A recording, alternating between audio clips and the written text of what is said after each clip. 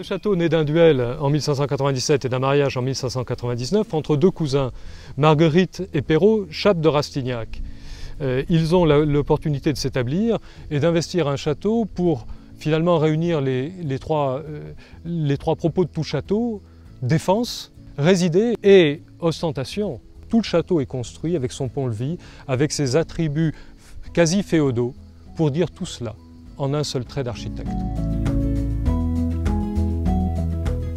La première des difficultés, c'est le temps qui détruit, qui continue de détruire tant que le château n'est pas sauvé. Le mécénat de la French Heritage Society et de l'Atlantas Chapter est pour nous véritablement plus qu'une aide financière, c'est aussi un signe, un encouragement.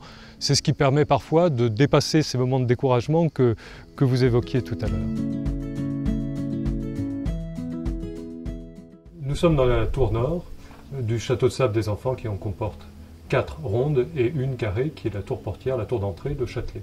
Cette tour a été restaurée de l'incendie qu'elle avait subi en 1997 et le plus spectaculaire c'est évidemment l'enrayure que nous avons pu poser sur le haut de cette maçonnerie. La poutre maîtresse qui a été installée par une jeune équipe de compagnons, pèse environ 1,8 tonne. Elle est en chêne, elle fait 45 cm de section, elle fait 11 mètres de long. L'escalier monumental a été la première grosse restauration, puisque nous avons refait la charpente, la couverture, restauré les maçonneries, remplacé les couronnements de lucarne qui avaient besoin d'être refaits. Le programme de travaux, eh bien, par étapes, c'est actuellement de restaurer la charpente et la couverture du Châtelet.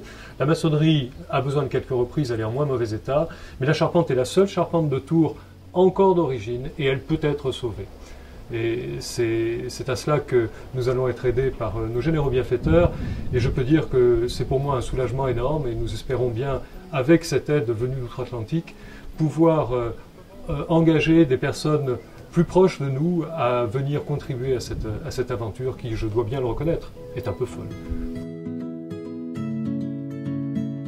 On a essayé avec des joutes médiévales, avec toutes sortes d'animations, d'intéresser les plus jeunes. C'est d'ailleurs le projet que je forme à l'échéance de 2016, c'est trouver une thématique qui transcende la question d'un château en péril, qui fasse venir des gens et que ces visiteurs s'aperçoivent que l'écrin vaut le bijou.